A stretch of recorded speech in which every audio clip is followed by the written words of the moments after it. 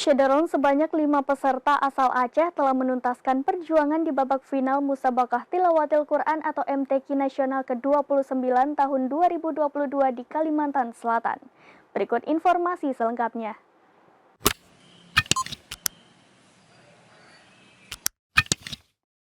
Syederon sebanyak 5 peserta Aceh telah menuntaskan perjuangan di babak final Musabaqah Tilawatil Quran atau MTQ Nasional ke-29 tahun 2022 di Kalimantan Selatan. Hurul Ainul Kamila dari cabang Hifzi Al-Quran 30 Juz Putri menjadi wakil Aceh yang tampil terakhir pada Senin 17 Oktober 2022 di Aula Masjid Sabilal Muntadin, Banjarmasin. Hurul yang dijumpai serambinews.com usai pertandingan mengaku senang dengan penampilannya tadi. Dirinya pun langsung menghubungi orang tuanya yang berada di Aceh untuk menyampaikan ucapan syukur dan terima kasih.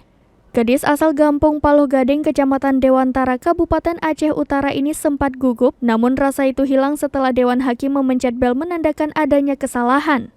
Anak tunggal dari pasangan Muhammad Amin dan Surti Nadiatul Huda mengaku sudah berusaha maksimal dan apapun hasilnya dia menyerahkan sepenuhnya kepada Allah dan Dewan Hakim.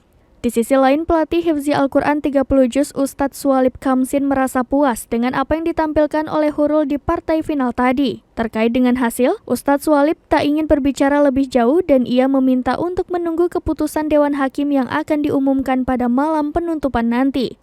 Selain Hurul, ada peserta Nurul Husna dari Tafsir Bahasa Inggris Putri, Syekh Marzawi dari Hias Mushaf Putra, Edi Asnawi dari Kontemporer Putra, dan Asanu Amala dari Kontemporer Putri yang juga telah menyelesaikan pertandingan final hari ini.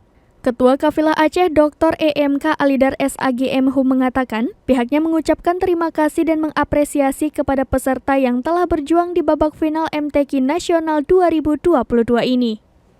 Dari Kalimantan Selatan, Agus Ramadan, Serambi On TV.